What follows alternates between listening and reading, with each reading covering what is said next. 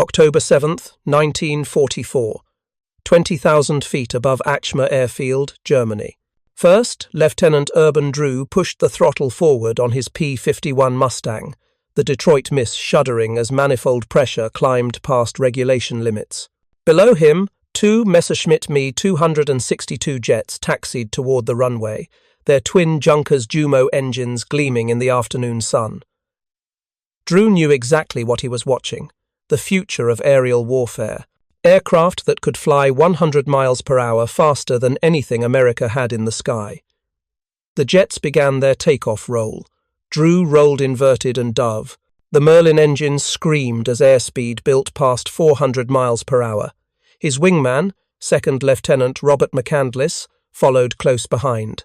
The Me 262 seconds lifted off, gear retracting, beginning their climb. Drew pulled through, coming level barely 400 yards behind the trailing jet. He opened fire. The .50 caliber rounds walked up the fuselage toward the cockpit. Canopy shattered. The jet rolled over and plunged into the ground, exploding on impact. The second, Me 262 pilot saw his wingman die and pushed his throttle to the stops. The jet accelerated with terrifying speed. Drew shoved his own throttle past every limitation the technical manual specified. The wire that normally stopped the throttle at maximum continuous power snapped. His manifold pressure gauge swung into the red zone marked War Emergency Power. The Merlin responded instantly, pouring every available ounce of thrust into the propeller. Drew closed the distance, not enough to match the jet's acceleration, but enough to bring the German aircraft within gun range for precious seconds. He fired another burst. Rounds struck the left engine nacelle. Smoke poured out. The jet began losing speed. Drew fired again. The engine erupted in flames. The Me 262 rolled right and went straight down. The entire engagement lasted 30 seconds. Drew pulled up hard, the G-forces crushing him into his seat. Anti-aircraft fire erupted from the airfield below, black bursts of 88mm flak bracketing his Mustang. He dropped to deck level and ran for home at full throttle, the Merlin still operating at power levels that would require a complete engine teardown before Detroit Miss could fly again. If you're enjoying this deep dive into the story, hit the subscribe button and let us know in the comments from where in the world you are watching from today. Drew had just become the first Allied pilot to shoot down two Me 262 jets in a single mission, but his gun camera had jammed. His wingman McCandless was shot down minutes later by flak and captured. For 39 years, the Army Air Force refused to credit Drew with those kills. Insufficient evidence, they said. The victories that saved countless American bomber crews went unrecognized until 1983, when German Luftwaffe archives finally confirmed what Drew had done that October afternoon. The question everyone wanted answered was simple and urgent. How did a piston-engine fighter from 1944 successfully hunt aircraft designed to make everything that came before obsolete? How did pilots flying Mustangs that topped out at 430 miles per hour intercept and destroy jets capable of 530? The answer wasn't simple engineering. It was something far more complex, a combination of tactical innovation, calculated risk-taking, and one particular engine modification that pilots were technically forbidden from using for more than 5 minutes at a time. A modification that could add 230 horsepower to a Merlin engine already operating at its design limits. A modification that required breaking a safety wire and accepting that your engine might destroy itself. But a modification that gave American pilots their only chance of catching the fastest combat aircraft in the world. The title of this video suggests mechanics discovered some illegal fuel mixture. That's not quite accurate, but it's not entirely wrong either. The real story is more nuanced, more dangerous, and more fascinating than any simple trick. It's about men who understood that the rulebook was written for peacetime, and this was very much war. It's about ground crews who learned to push Packard-built Merlin engines beyond what Rolls-Royce engineers ever intended. And it's about pilots who accepted shortened engine life as a fair trade for staying alive long enough to see shortened engine life become a problem. To understand how Mustang pilots hunted Me 262 seconds, You have to understand what they were up against.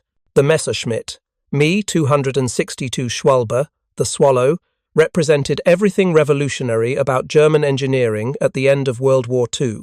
Development began in April 1939, months before the war started.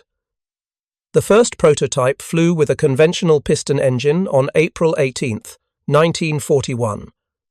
The first jet-powered flight came on July 18, 1942, powered by experimental turbojet engines that represented a complete departure from everything aviation had built on for 40 years. Two Junkers, Jumo 004 axial flow turbojets, the first jet engines ever placed in mass production, hung beneath swept wings in streamlined nacelles. Each engine produced 1,980 pounds of thrust. Combined, they pushed the Me 262 to speeds that seemed impossible. 530 miles per hour in level flight, faster than any piston engine fighter flying for any nation. The acceleration was the most shocking characteristic. A Mustang pilot trying to close on an Me 262 watched the jet simply pull away. Not gradually, not over minutes, in seconds. The German pilot would advance his throttles, and the gap would open like the American fighter was standing still. P-51 seconds could dive to build speed, but the Me 262 could climb while accelerating, defying every principle of energy management that piston engine pilots understood. Armament made the jet even more lethal. Four 30mm Mk-108 autocannons mounted in the nose fired explosive shells capable of destroying a heavy bomber with a handful of hits. A B-17 Flying Fortress, built to absorb punishment from 20mm cannon fire, could be torn apart by 30mm rounds. The Mk-108 seconds had relatively low muzzle velocity, making accurate shooting difficult at high speed, but when hits connected, they were devastating. The Me 262 entered operational service in July 1944 with Airprobungskommando 262, an evaluation unit commanded by Major Walter Nowotny, one of the Luftwaffe's most decorated fighter pilots. The unit flew its first combat missions in August. By October, when Drew scored his double victory, Me 262 seconds were appearing regularly over Germany. American bomber crews reported encounters with terrifying consistency. The jets would attack in high-speed passes, diving through curve formations at speeds that made tracking impossible. By the time gunners swung their turrets to track the target, the Me 262 had already flashed past and climbed away beyond range. The bomber formations flew straight and level on their bomb runs, making perfect targets. The Me 262 seconds exploited this vulnerability ruthlessly. Fighter escorts found themselves helpless. P-47 Thunderbolts and P-38 Lightnings could barely reach the bomber's operating altitude with enough fuel to stay on station. When Me 262 seconds attacked, the American fighters could only watch. Their radial and inline engines, already straining at 25,000 feet, couldn't generate the power needed to intercept aircraft operating in a completely different performance envelope. The P-51 Mustang changed that equation, but not through raw performance. The Mustang couldn't outrun an Me 262. It couldn't outclimb one. In a straight chase, the jet would disappear over the horizon within a minute, but the Mustang had advantages the jet lacked. Advantages that clever pilots learned to exploit. Range was the first advantage. The P-51D carried 184 gallons of fuel internally, with two 85-gallon external tanks typically mounted for bomber escort missions. Total fuel capacity of 354 gallons gave the Mustang combat radius exceeding 800 miles. The aircraft could escort bombers to Berlin and back, fighting the entire way if necessary. The Me 262, despite being larger and heavier, carried just 570 gallons of jet fuel. But those Jumo 004 engines consumed fuel at staggering rates. At full throttle, the Me 262 burned through its tanks in less than an hour. At combat power, endurance dropped to barely 45 minutes. A Mustang could patrol over enemy airfields for hours. and Me-262 had to land for fuel after one short mission. Maneuverability was the second advantage, though it took time for pilots to understand how to use it. The Me-262 had relatively poor handling characteristics at low speeds. The jet engines provided inadequate thrust when throttle settings were low. Acceleration from low speed was sluggish. The aircraft needed a long takeoff run and couldn't turn tightly without bleeding energy. It couldn't quickly recover. At high speeds above 400 miles per hour, the Me-262 turned well enough, but if forced into low-speed maneuvering combat, the jet became vulnerable. A Mustang could turn inside an Me-262 at 300 miles per hour. If the German pilot allowed himself to be drawn into that kind of fight, he usually died. Experienced Me-262 pilots learned never to turn with piston fighters. Use speed to attack and escape. Never slow down. Never turn more than necessary. The third advantage was numbers. By late 1944, American fighter groups escorting bombing missions typically put 300 to 400 Mustangs over Germany on major raids. The Luftwaffe had perhaps 30 to 40 Me-262 seconds available on any given day. Engine reliability problems grounded many jets. Shortage of trained pilots kept others on the ground. Fuel shortages limited sorties. The Americans could afford to dedicate entire fighter groups to hunting jets. Some Mustangs stayed with the bombers. Others broke away to patrol known Me-262 bases, waiting for jets to take off or land. The Germans couldn't provide fighter escort for their own jets. They didn't have enough aircraft. The Me-262 seconds flew alone, and increasingly, they died alone. But none of these advantages mattered if Mustang pilots couldn't catch Me-262 seconds when it counted. And catching a jet required speed the P-51 technically didn't have. This is where the story of war emergency power begins. The story of what mechanics and pilots called breaking the wire. The story of how American ground crews learned to extract performance from Packard Merlin engines that British engineers never intended. The Packard V1650 Merlin was a licensed copy of the Rolls-Royce Merlin, one of the most successful aircraft engines ever designed. Packard built over 55,000 Merlins in Detroit between 1941 and 1945. The engine powered thousands of P-51 Mustangs, driving them to altitudes and speeds that transformed the aircraft from a mediocre low-altitude fighter into the premier escort fighter of the war. The engine was a 12-cylinder, liquid-cooled inline design. Cylinders arranged in two banks of 6, angled 60 degrees apart, forming a V configuration. Total displacement of 27 litres. Supercharged with a two-stage, two-speed mechanical blower that maintained manifold pressure as altitude increased. The P-51D used the V16507 variant, rated at 1,490 horsepower at 13,750 feet. This was military power, the maximum continuous power setting pilots could use indefinitely without damaging the engine. The technical manual was very clear on this limitation. Maximum manifold pressure, 61 inches of mercury. Maximum engine RPM, 3,000. These settings delivered performance adequate for normal operations. But normal operations didn't include chasing jets, so the engine incorporated a feature that pilots learned to love and maintenance officers learned to dread. A throttle setting that exceeded every normal limitation. A setting that could destroy an engine if used too long. A setting that pilots needed if they wanted to survive combat against Me-262 seconds. The mechanism was elegant and simple. A wire safety ran across the throttle quadrant, preventing the throttle from advancing past the military power position.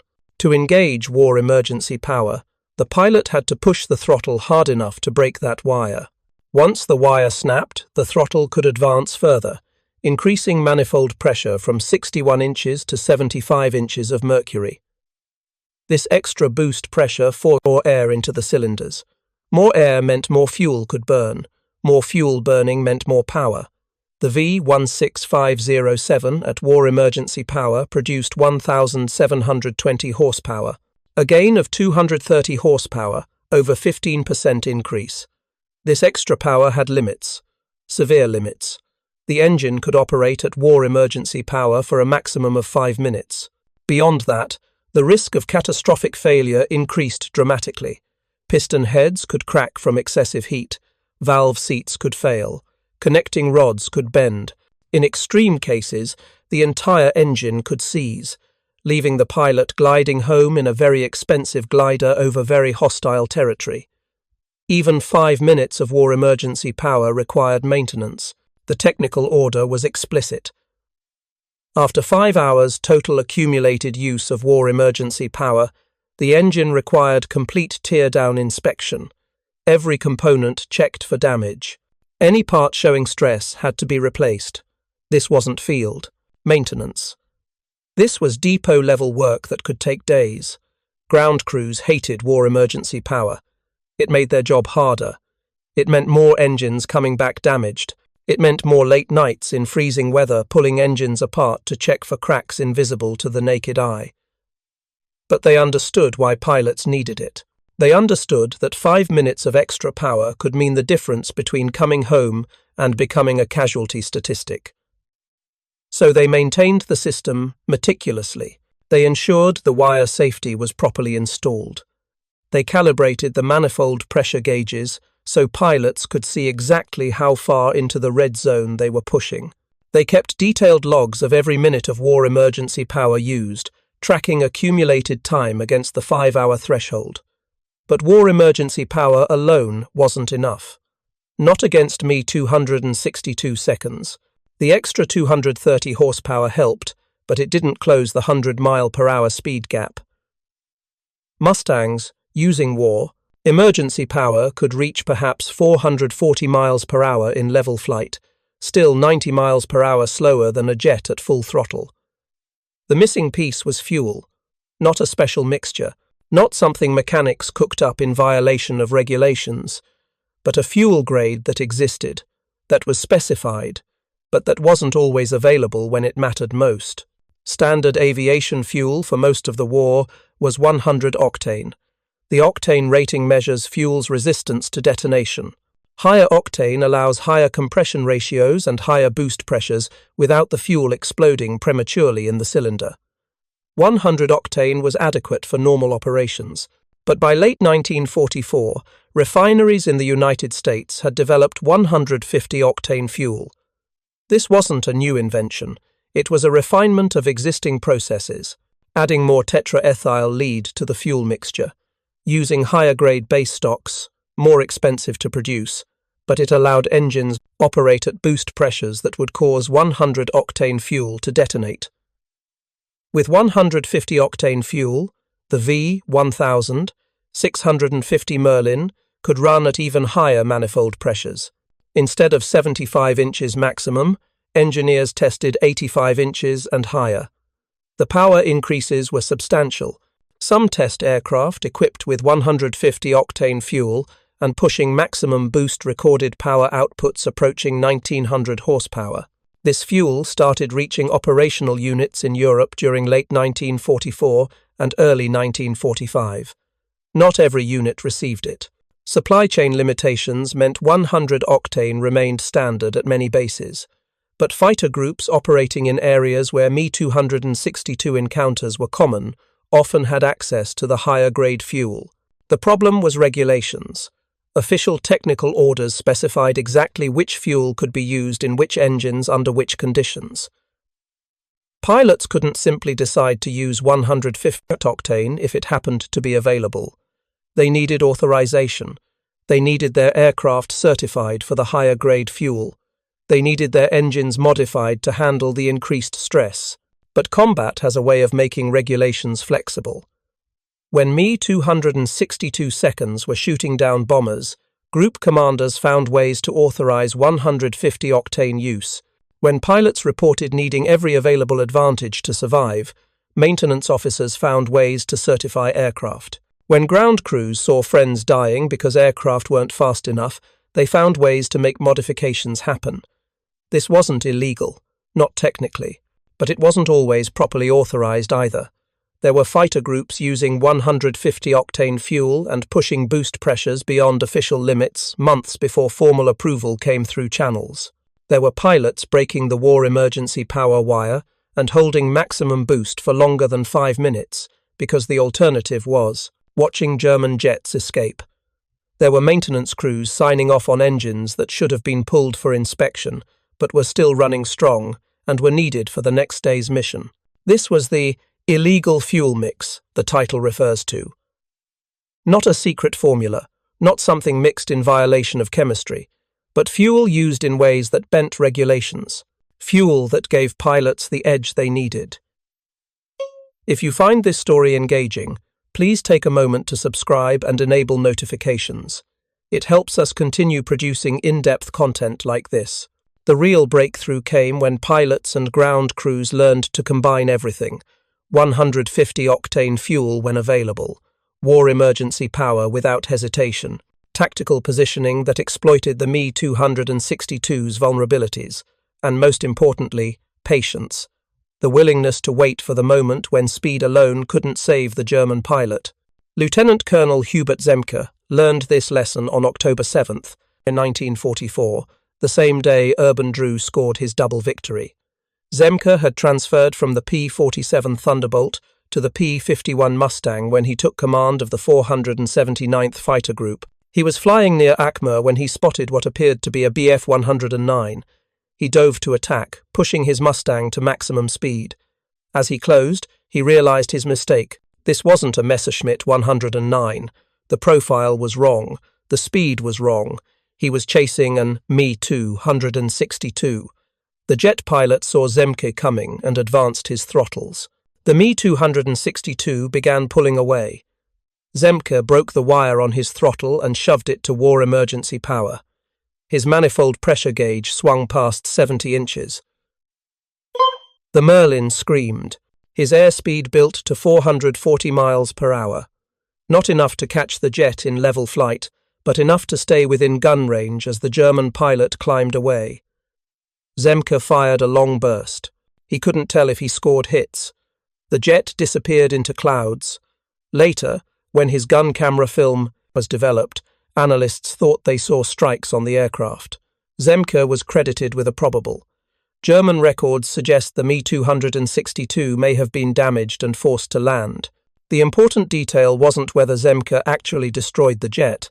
It was that he demonstrated an Me-262 could be engaged successfully if the Mustang pilot acted aggressively and used every available advantage. More pilots learned the lesson. On February 25, 1945, Mustangs from the 55th Fighter Group caught an entire staffel of Me-262 seconds taking off from Giebelstadt Airfield. The jets were at their most vulnerable: low speed, low altitude, high fuel load reducing maneuverability. The Mustangs dove on them like hawks on mice. Lieutenant Colonel Donald Cummings led his flight across the airfield at deck level. Me-262 seconds were scattered along the taxiway, some just lifting off, others still accelerating down the runway. Cummings selected a jet climbing away from the field. He pushed to war, emergency power, and closed to 300 yards. The jet pilot saw him and tried to accelerate.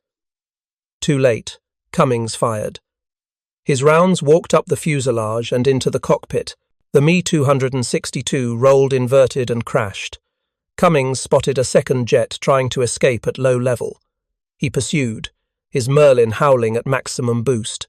The German pilot was experienced. He kept his speed up. He didn't turn. He flew straight and fast, trying to open the gap. But Cummings had altitude advantage. He dove, trading height for speed. His airspeed built past 450 miles per hour. He closed within gun range and fired another burst. The left engine exploded. The Me-262 went straight into the ground. The 55th Fighter Group destroyed 6 Me-262 seconds that day, all caught during takeoff or landing, all killed before they could use their speed advantage. The tactic was dangerous. Luftwaffe airfields bristled with anti-aircraft guns. The Germans knew American fighters were hunting their jets and they protected the airfields accordingly. Multiple Mustang pilots were shot down by flak while attacking Me 262 seconds. But the tactic worked. It worked because Mustang pilots accepted the risk. Captain Wayne Coleman of the 82nd Fighter Squadron, 78th Fighter Group, perfected a different approach. Instead of attacking jets on the ground, he hunted them at altitude during their attack runs on bomber formations. He flew high cover above the B-17 seconds, waiting. When Me 262 seconds attacked, they typically dove through the bomber formation, fired their 30mm cannons, then climbed away at high speed. Coleman learned to anticipate the climb. He positioned himself above the bombers, watching for jets. When a Me 262 completed its attack pass and began climbing, Coleman rolled inverted and dove. He built speed in the dive, pushing his Mustang past 400 miles per hour. As the jet climbed, Coleman came down, the two aircraft converging at high speed from different angles. The geometry gave Coleman a brief window, perhaps 3 or 4 seconds when the jet was in gun range, before its superior speed carried it away. Coleman became expert at making those seconds count. On one mission, he spotted a Me 262 crossing below him after attacking B-17 seconds. He rolled left and dove, picking up speed. He came up underneath the jet, fired a quick burst into the cockpit area, and watched the Me 262 roll over and dive into the ground. It happened so quickly, he later said, it took more time to tell about it than it did to do it.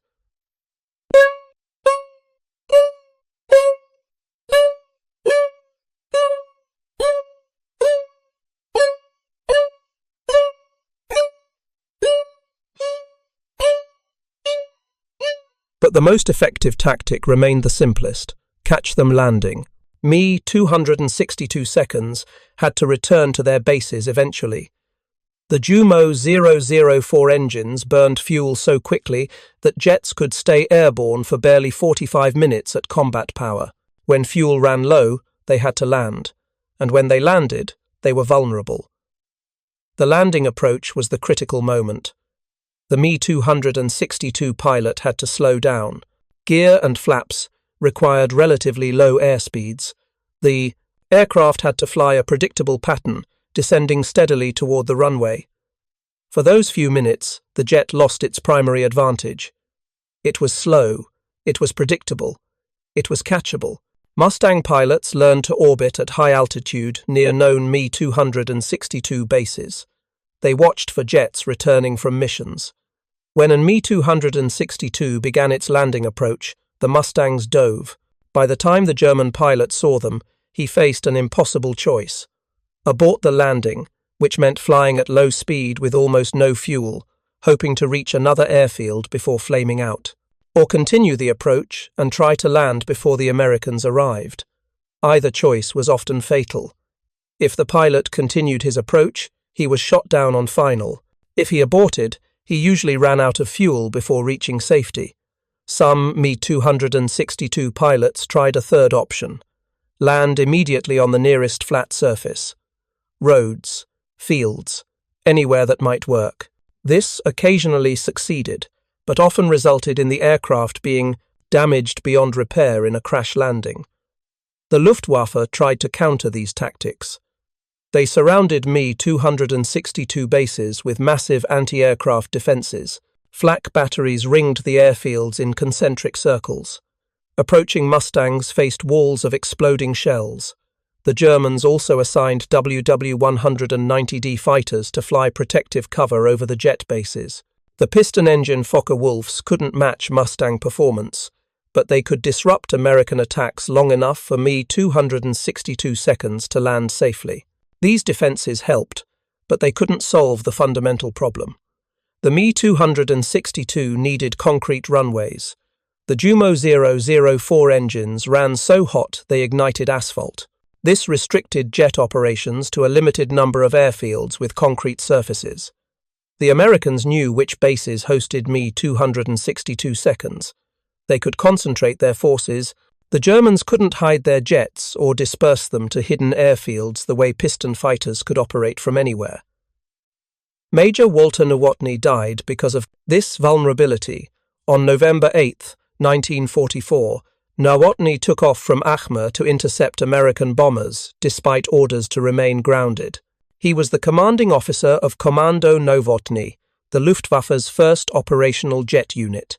He had 256 confirmed victories, making him one of Germany's most successful fighter pilots. He flew an Me-262 that day because he couldn't stand watching his men die while he sat safely on the ground. Nowotny climbed to 30,000 feet and attacked a B-17 formation. He destroyed one bomber, possibly two. Then he claimed a P-51 Mustang that tried to intercept him. His 257th and 258th victories. But during the combat, one of his engines failed. The Jumo 4 seconds were notoriously unreliable. They operated at extreme temperatures with inadequate materials. Engine failures were common. Nowotny suddenly found himself flying on one engine at 30,000 feet over enemy territory. He tried to restart the failed engine. Standard procedure was diving to build airspeed, which helped windmill the turbine, and sometimes allowed restart. Nowotny pushed into a steep dive, but Mustangs from the 357th Fighter Group saw him. First Lieutenant Edward Hayden and Captain Ernest Feeblecorn pursued. They caught Nowotny in his dive. At low altitude, with one engine out, the Me-262 couldn't escape. The Mustangs closed within gun range. What happened next is unclear. German records state Nowotny bailed out. American records claim he was shot down. Wreckage of his Me-262 was found crashed near Bramshire. Nowotny's body was discovered in the wreckage. He apparently tried to bail out but died when his aircraft exploded. The Me-262's ejection seat, if he tried to use it, failed. Or perhaps he was already dead from gunfire. The exact cause remains disputed. What isn't disputed is that one of the Luftwaffe's most experienced pilots, flying one of the most advanced aircraft in the world, was killed by piston-engine fighters, using tactics that exploited the jet's vulnerabilities. Nowotny's death demonstrated that speed alone didn't guarantee survival. The Me-262 needed support. It needed bases the Americans couldn't attack. It needed reliable engines. It needed fuel. By late 1944, Germany couldn't provide any of these things. The introduction of higher-octane fuel and more aggressive use of war emergency power came at exactly the right moment for American pilots. Through the winter of 1944 into spring of 1945, Me-262 encounters increased. Luftwaffe jet production finally reached meaningful numbers. At peak operational strength in March 1945, the Germans had perhaps 200 Me-262 seconds available for combat operations. Not a huge force, but enough to inflict serious damage on bomber formations if used effectively. On March 18, 1945, 37, Me-262 seconds from Jagdgeschwader 7 intercepted a force of 1,200, 21 bombers escorted by 632 fighters. The jets shot down 12 bombers and one fighter. For the loss of 3 Me-262 seconds, the exchange ratio was favorable to the Germans, but the absolute numbers told a different story. The Luftwaffe destroyed 13 Allied aircraft. The Allies put almost 2,000 aircraft over Germany. Even successful Me-262 operations barely dented the massive Allied air armada. And those 3 Me-262 seconds lost in combat represented resources Germany couldn't replace. Each jet required exotic materials. Each Jumo 004 engine needed rare alloys. Each pilot needed extensive training on jet-specific procedures. The Luftwaffe was losing experienced pilots faster than training could produce replacements. Every Me-262 shot down represented not just one lost aircraft, but irreplaceable expertise. Meanwhile, American production reached overwhelming levels. North American aviation produced over 15,000 P-51 Mustangs by war's end. Packard built 55,000 Merlin engines. If a Mustang was shot down, 3 more arrived to replace it. If an engine was damaged by war emergency power use, another engine was waiting. The logistical advantage was so complete that American pilots could afford to abuse their engines in ways German pilots never could. This extended to fuel. When 150-octane fuel became available, American logistics could deliver it in quantity. Tank trucks carried it to forward airfields. Ground crews could fill Mustang tanks with the higher-grade fuel without worrying about supply. German logistics couldn't match this. By early 1945, the Luftwaffe was rationing jet fuel. Me 262 seconds sometimes sat on the ground with empty tanks because no fuel was available. The final months of the war saw Mustang pilots hunting Me 262 seconds with near impunity. The jets still flew, they still attacked, but increasingly they died, shot down during takeoff, shot down during landing, caught at low altitude with engine failures. Destroyed on the ground by strafing attacks, the Me 262 represented the future of aviation, but it arrived too late to matter. Lieutenant Chuck Yeager of the 357th Fighter Group caught an Me 262 on landing approach in January 1945. He dove from altitude, pushed to war emergency power, and closed within gun range. The jet pilot saw him too late. Yeager fired. The Me 262 exploded before reaching the runway. 4 years later, Yeager would fly the Bell X-1 rocket plane past Mach 1, becoming the first human to break the sound barrier in level flight. But in January 1945, he was just another Mustang pilot using every advantage available to kill jets before they killed him. The statistical record is stark. The Luftwaffe claimed approximately 150 Allied aircraft destroyed by Me 262 seconds during the entire war. Allied pilots claimed shooting down approximately 150 Me 262 seconds. The numbers are rough and disputed, but they suggest something important. Despite overwhelming speed advantage, despite heavier armament, despite representing revolutionary technology, the Me 262 achieved roughly even exchange rates against piston engine opponents. Why? Because the P-51 pilots learned to exploit every weakness. Because American ground crews kept Mustangs flying no matter what abuse the pilots inflicted on engines. Because 150-octane fuel and war emergency power gave pilots just enough performance to make tactics work. Because American pilots accepted risk, they dove through flak, they pushed engines past limits, they stayed over German airfields despite losses, waiting for jets to return. The Me 262 never stood a chance. Not because it was a bad aircraft. It was magnificent, the best fighter flying in 1945, by pure performance metrics. But it needed support infrastructure Germany couldn't provide. It needed time Germany didn't have. It needed pilots who could focus on fighting rather than worrying whether their engines would explode or whether fuel would be available for the next mission. The P-51 Mustang achieved what it achieved not through superior speed or firepower or technology. It achieved victory through logistics, through industrial capacity, through pilots willing to do whatever necessary, through mechanics who kept aircraft flying against all obstacles, through a fuel distribution system that could deliver 150 octane to forward airfields in combat zones, through acceptance that engines could be replaced but pilots couldn't. Urban Drew's Detroit Miss never flew again after his October 7, 1944 mission. The Packard Merlin had operated at war emergency power for too long. The engine needed complete teardown.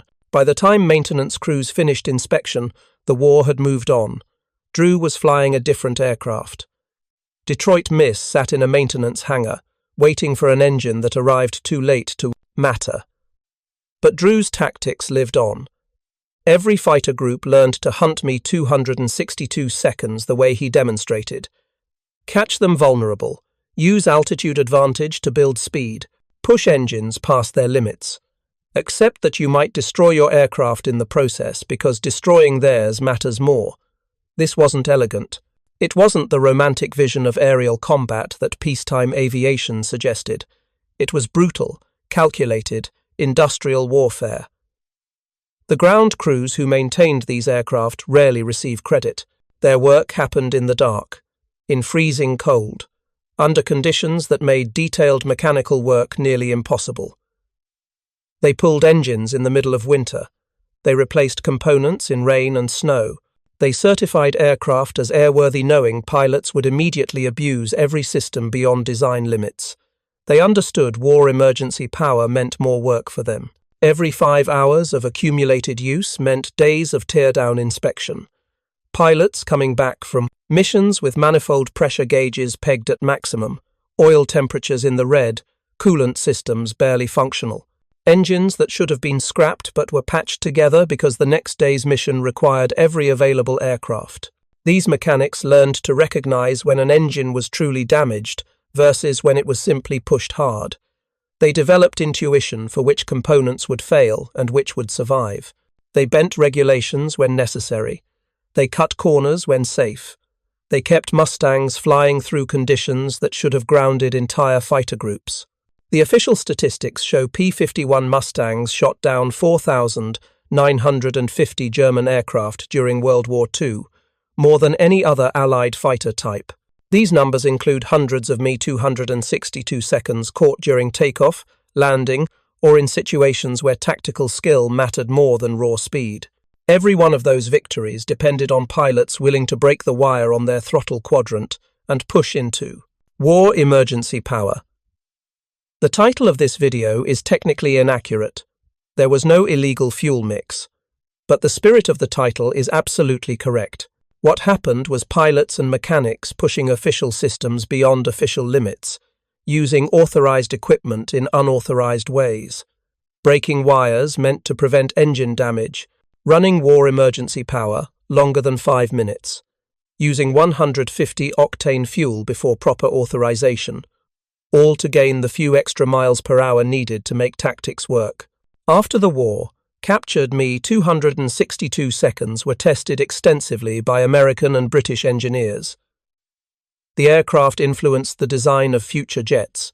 The North American F-86 Sabre incorporated lessons learned from Me 262 examination. The Boeing B-47 Stratojet used similar swept-wing principles. The jet revolution, the Me 262, represented eventually transformed military aviation, but in 1945 it was piston-engine Mustangs that controlled the skies, not because they were faster, not because they were more advanced, but because American pilots and mechanics found ways to make them fast enough when it mattered most. Urban Drew received the Air Force Cross in 1983, 39 years after his October 7th mission. The ceremony recognized what he accomplished. 2 Me 262 seconds destroyed in 30 seconds. The first American pilot to achieve that feat. But the medal couldn't capture the complete story. It couldn't describe the 30-second engagement where everything had to go perfectly. It couldn't quantify the risk of diving through flak to catch jets at their most vulnerable. The medal couldn't explain how Detroit Mrs. Merlin engine held together just long enough, how manifold pressure stayed in the red zone without destroying cylinder heads, how coolant temperature climbed past safe limits but stayed below catastrophic, how a piston engine designed in the 1930s, built in Detroit by Packard, somehow produced enough power to catch aircraft from the future. That's the real story, not a secret fuel mix, not an illegal modification. Just men who understood the rules were guidelines and survival required exceeding them. Just mechanics who knew engines could be replaced. Just pilots who accepted shortened engine life as an acceptable trade for staying alive. The Me 262 was faster. It was more advanced. It represented the future. But the P-51 Mustang, pushed beyond its limits by pilots willing to break every wire and mechanics, willing to ignore every warning, owned the sky when it mattered most. Speed wasn't enough. Technology wasn't enough. What mattered was men willing to do whatever necessary with the tools available. That's how piston-engine fighters hunted jets. That's how Urban Drew shot down 2 Me 262 seconds in 30 seconds. That's how American pilots won the air war over Germany despite facing revolutionary technology. Not through superior engineering, through superior determination. through understanding that regulations exist until they become obstacles to victory, through breaking the wire.